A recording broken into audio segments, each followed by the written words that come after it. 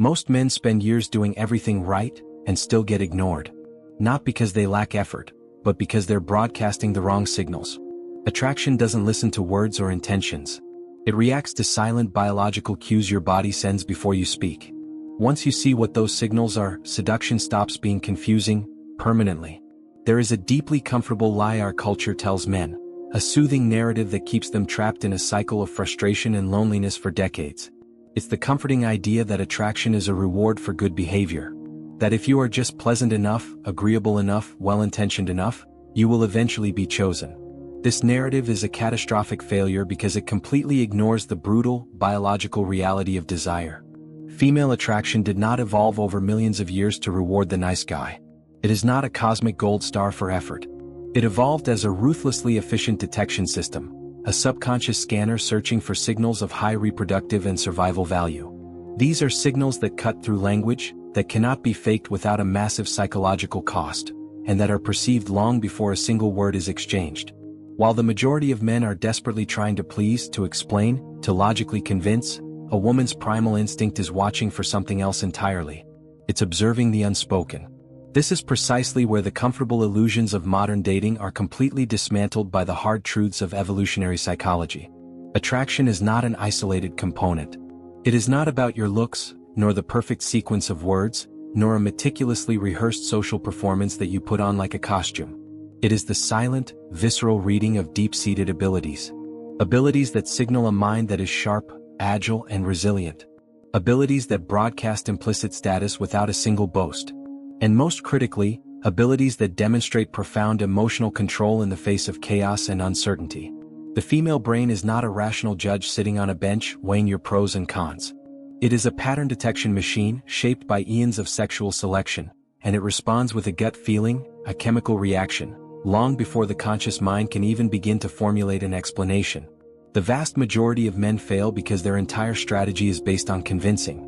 They pour immense effort into proving their worth where they should be demonstrating inherent structure. They use words to explain their value where they should be transmitting it through their presence. They foolishly compete for attention where they should remain the calm, unmoving center of their own reality. By doing this, they broadcast a constant stream of signals, neediness, anxiety, instability, that instantly nullify every single one of their good intentions. Desire does not reward the man who tries. It doesn't care about your effort. It only recognizes and submits to silent, unshakable competence. It gravitates towards what feels natural, inevitable, and fundamentally solid, like a law of physics. This is not about learning more social tricks or superficial shortcuts to feign confidence. This is about revealing the 5 lethal skills that operate beneath the surface of social interaction. The skills that are rarely taught because they expose the raw, unfiltered mechanics of the real game. These are the skills that the female brain is hardwired to recognize instantly, without ever needing to ask for a second opinion. Each one is biologically significant, behaviorally observable, and can be systematically trained with the right strategy. The moment you grasp which signals truly penetrate the noise, seduction ceases to be a confusing, effort-filled struggle. It simply becomes a natural consequence of who you have become. The first lethal skill is a profound misunderstanding of intelligence. The common mistake is a desperate attempt to impress a woman with the sheer volume of information you possess. So many men fall into this trap. They confuse true cognitive ability with the act of accumulating data, believing that an encyclopedic knowledge of facts is undeniable proof of their value. They will relentlessly cite books they've read, explain complex concepts in excruciating detail, correct minor inaccuracies in her speech, and effectively turn what should be a light, playful conversation into a formal examination where they are the sole professor, constantly demanding validation for their intellect. What they believe is a demonstration of intellectual competence is read by her primal instincts as something else entirely. A desperate, almost pathetic request for approval. The act of over-explaining, of needing to prove you are smart, of competing on a factual level, communicates a deep-seated anxiety for recognition. And anxiety in any form has never been and will never be a signal of power. Evolutionary psychology illuminates this with brutal clarity. Intelligence only functions as a powerful sexual ornament when it appears effortless, natural, and unforced. Think of a peacock's tail. Its beauty is in its extravagant, almost casual existence. If the peacock had to visibly strain and grunt to hold its feathers up, the entire signal would be corrupted. It would lose its function. When your intelligence is forced, it becomes a signal of insecurity, not value. The female brain does not respond to the raw, boring content of your information. It responds to the movement of your mind. It's the rhythm of your thoughts, the impeccable timing of your wit, the ability to make an unexpected association that sparks a laugh, the dry, understated humor that lands perfectly, the power of a well-placed, comfortable silence. These are the things that signal a mind that is completely at ease with itself, not a mind that is frantically trying to convince a skeptical audience of its worth. Here is the critical distinction that dismantles countless male egos. Women are not fundamentally attracted to intelligent men in the sterile, academic sense. They are not looking for a walking encyclopedia. They are viscerally attracted to men whose minds create an emotional experience. An experience of tension, of humor, of surprise, of unpredictability. A mind that can surprise without needing to explain the surprise. A mind that observes keenly without showing off its observations. A mind that can make a sharp, insightful comment without turning it into a competition. The stimulus that triggers attraction is never what you know. It is the emotional state you provoke by saying very little and ensuring that what you do say lands with precision and impact. Scientific data consistently reinforces this point. Extensive research has demonstrated that spontaneous verbal creativity, the ability to play with ideas in real time, generates significantly more attraction than a high raw IQ score. It is not the perfect, logical calculation that captures and holds her attention. It is the breathtaking ability to depart from the obvious, to leave the predictable path without ever announcing your exit. This indirect cognitive display activates a powerful sense of curiosity and intrigue, while a direct, forceful display of intelligence only activates her instinct for comparison and competition. And the moment she starts comparing, the moment it becomes a mental contest, desire is dead. The practical application of this requires a radical reduction in your output. You must cut off your excessive explanations. Replace long-winded speeches with short, sharp, insightful observations about the immediate environment. Make brief, unexpected associations between unrelated topics. Use humor that is dry and situational. And master the art of the pause, the comfortable silence that leaves space for her to wonder, to process, to feel. Your goal is not to demonstrate that you know things. Your goal is to make her feel that interacting with you is a stimulating, light, and wonderfully unpredictable experience. When a man's mind can create this sense of effortless movement, this cognitive dance, desire will inevitably follow without a single justification needed. The second lethal skill is emotional sovereignty, and understanding it reveals why the reactive man instantly loses all perceived value. In the high-stakes environment of attraction, everything happens far too quickly for logical reason to keep up. The emotional landscape shifts in microseconds. A subtle delay in her response, a momentary silence that feels charged, a fractional change in her tone of voice, a reply that feels unexpectedly dry or distant. The reactive man feels the impact of these shifts in his body like a physical blow, and he responds on pure, unqualified impulse. His immediate, desperate goal is to fix the vibe. He rushes to explain his original intention. He scrambles to recover the lost ground. He might even become apologetic or defensive. From his perspective, this desperate move looks perfectly human, a natural response to a perceived problem. But her instinct reads something else entirely. It reads weakness. Too much exposed, uncontrolled emotion becomes perceived as fundamental instability. And that perceived instability dissolves your value before any meaningful conversation can ever hope to advance. From a purely biological standpoint, the ability to regulate one's own emotional state has always been an exceptionally rare and valuable signal. It indicates a capacity for leadership, a comforting predictability under pressure, and the emotional fortitude required for competent long-term partnership and parenting. When a man consistently overreacts to minor stimuli, the female brain subconsciously associates that reactivity with unacceptable risk and deep genetic unpredictability. This is not a conscious moral judgment on her part. It is an automatic, non-negotiable screening process honed over millennia. Desire will always distance itself from the man who loses his internal axis the moment something escapes his direct control. Here is the conceptual break that so few men are willing to accept. What truly attracts is not a cold, emotionless detachment. It is the profound power of emotional regulation under stimulus. It is the man who can feel the full spectrum of emotion without overflowing. The man who observes the situation without rushing to a conclusion or a reaction. The man who can hold a comfortable, tension-free silence, transforming an awkward moment into one of shared presence and calm. This is what communicates true internal mastery. That mastery doesn't need to be announced with words.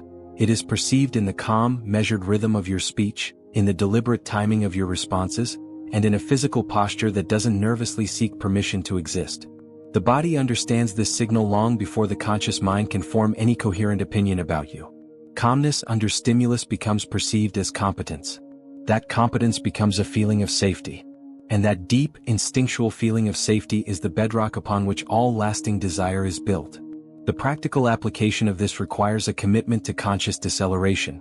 In all your interactions, make a deliberate choice to respond just a fraction slower than your initial impulse demands. This is not about playing a game or creating a calculated effect. It's a genuine technique to maintain your own internal axis.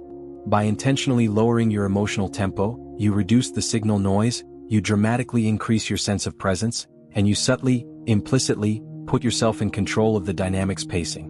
The person who controls their own time and their own emotional state invariably controls the field of interaction. And when that field begins to naturally organize around your calm center, your value stops being something you have to negotiate for and starts being something that is simply and quietly recognized. The third lethal skill is social creativity, perhaps the most dangerously underestimated factor in the entire sexual equation. There exists a brutal, unbridgeable chasm between behaving correctly and being genuinely interesting. A vast number of men spend their entire lives desperately trying not to make a mistake. They religiously follow predictable social scripts they've absorbed from culture. They repeat safe, pre-approved behaviors. They operate under the tragically mistaken belief that if they just do everything right, if they check all the boxes of social etiquette, they will eventually be rewarded and chosen. The core problem with this strategy is that desire does not respond to correct. It never has. Desire responds to stimulating. When your entire social presentation is merely an execution of what is expected, your presence completely blends into the background noise of the environment. And that which blends in, by definition, ceases to be noticed. In the world of evolutionary psychology, creativity is not mere entertainment. It is a high-fidelity signal of profound brain efficiency.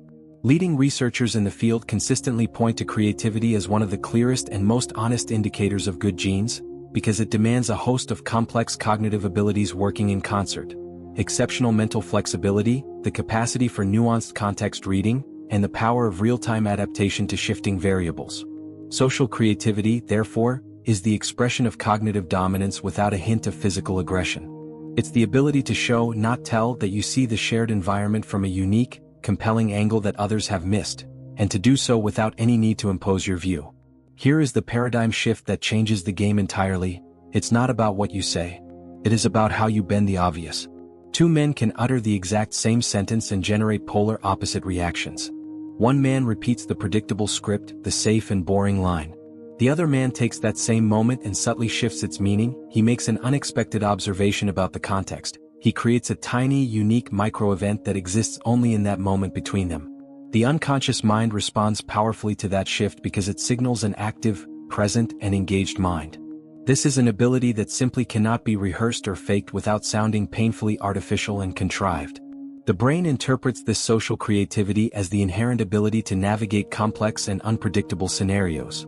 And the individual who can navigate social environments with this level of fluid intelligence tends to be the one who occupies, or will soon occupy, the higher positions within them.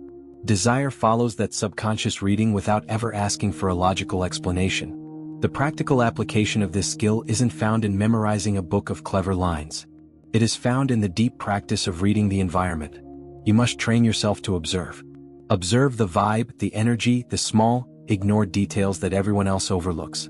Make unique, situational comments that could only be made in that specific time and place, rather than relying on generic, universal compliments or questions. Your goal is to break patterns, but with surgical precision, not with loud, exaggerated, attention-seeking behavior. When you focus on creating small, shared experiences instead of just repeating conversational scripts, your very presence gains a third dimension. It gains relief and texture against a flat, boring background. Social creativity doesn't capture attention through sheer volume or force. It captures it through the power of contrast. And contrast is one of the oldest, most reliable, and most potent triggers of human desire. The fourth lethal skill is the projection of implicit status, and it explains why any attempt to actively prove your value results in the instantaneous destruction of that value. In any social interaction, There is an invisible, lightning-fast moment where a hierarchy is established, almost always without a single word being spoken. Some men walk into a room and immediately begin posturing, trying to position themselves, to claim a spot in the pecking order. Others simply enter and occupy space, their presence alone defining their position. The most common and psychologically ruinous mistake is to treat the woman as a judge, as if her approval were a prize to be won through a successful performance. The very moment you begin seeking her validation, the hierarchy inverts. You have willingly abdicated your power. The one who is being evaluated always loses position. The one who feels no need to compete, who is the source of his own validation, naturally assumes the center. In the evolutionary logic that underpins all of this, status is not merely a job title, a bank account, or a fancy car. It is the perceived position one holds within the immediate social group. The female brain is exquisitely tuned to track these subtle cues. It tracks who influences the emotional tone of the group without seeming to try. It tracks who remains unperturbed by minor provocations or challenges. And it tracks, above all, who does not feel the need to constantly fight for the spotlight. The act of proving your value is, by its very nature, a behavior that comes from someone who, on a deep level, feels he does not currently possess it. And the unconscious mind reads that desperate attempt with perfect clarity before any word you speak has a chance to land. Here is the crucial break that confuses so many men who have been fed a diet of aggressive, alpha stereotypes. The most desired man in the room is not the most dominant in a loud, aggressive, chest-beating sense. It is the one who is completely non-reactive to the competition raging around him. While other men are jockeying for position, trying to one-up each other with stories or jokes, he maintains his own calm, internal rhythm. While others are rushing to explain themselves or defend their opinions, he simply observes. This profound lack of reactivity signals something incredibly rare and valuable: deep internal security. And that internal security acts like a gravitational force, subtly reorganizing the entire social environment around him. The brain associates this state of calm under social dispute with true command capacity. Where there is no rush for validation, there is silent, unshakable authority. The practical application is both profoundly simple and deeply uncomfortable for the untrained man. In group settings, you must discipline yourself to speak less and observe more. You must validate others less and react to their provocations even less. Do not get drawn into the game of trying to win the scene. Instead, allow the scene to organize itself around your stable presence. When you consciously disengage from the competition for attention, something fundamental changes in the way you are instinctively read. Your status stops being something you have to loudly claim and starts being something that is quietly assigned to you by others. And when value is assigned, not claimed, there is no longer any need for proof. The fifth and final skill is the cultivation of a strong internal narrative, understanding what she feels about you before she even truly knows you. Long before any formal introduction, before the first word is ever spoken, your body has already communicated a detailed story. The way you enter a room, the manner in which you occupy physical space, how your eyes meet or avoid the gaze of others. All of these nonverbal broadcasts are born from a silent, deeply held internal narrative. Many men try to control their external perception by meticulously adjusting the superficial layers. Their clothes, their rehearsed opening lines, their calculated behaviors. But they completely ignore the true source from which all of these signals emanate. The unconscious does not respond to the effort of seeming. It responds to the raw, undeniable coherence between what you fundamentally believe you are and what your body expresses without your conscious permission.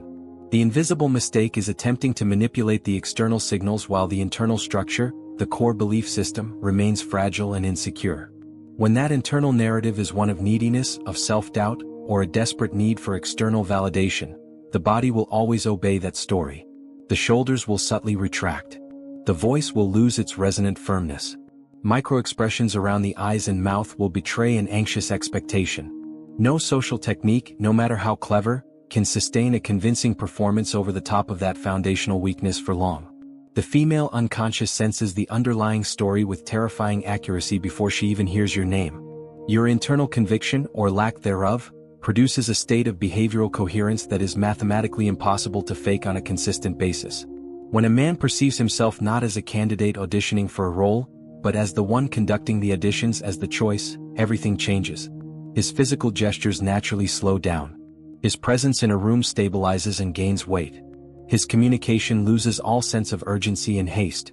His body begins to tell a story of inherent value without any conscious effort required.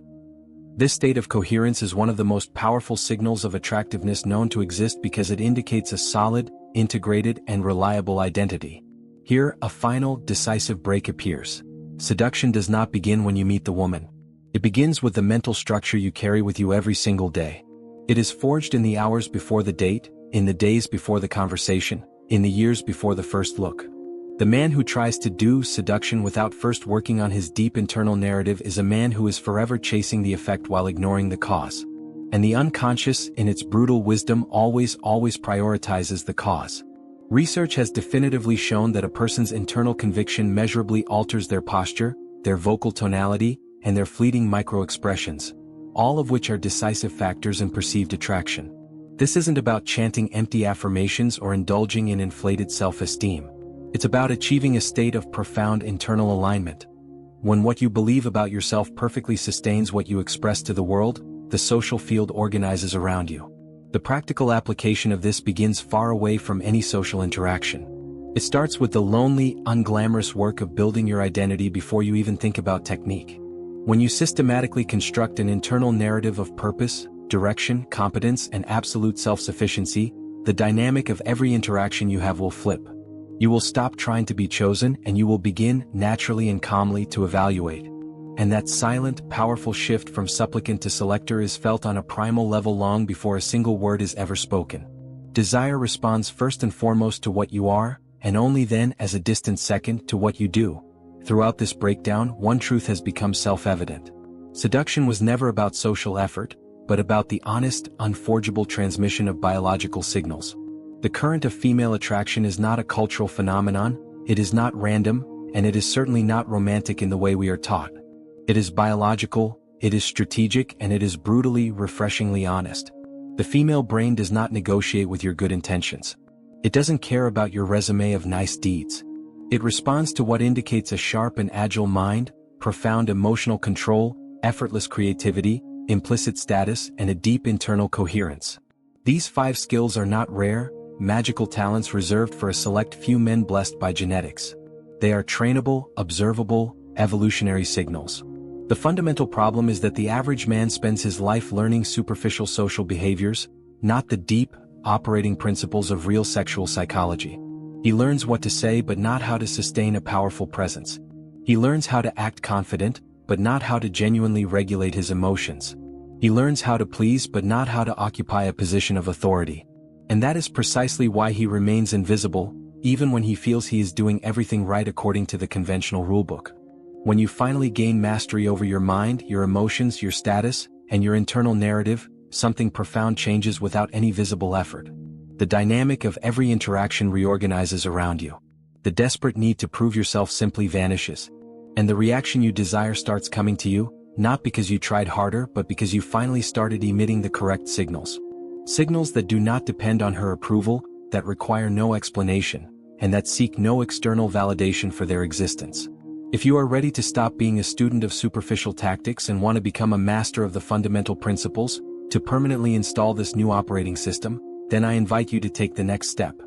We have created a private community and a series of advanced trainings called the Sovereign System, designed to rebuild you from the core. This is where we delve into the advanced techniques of evolutionary psychology, the real-time reading of female dynamics, and the methods for forging an unbreakable internal narrative that are not available publicly because they demand maturity and total internal responsibility. This is not about learning more tricks.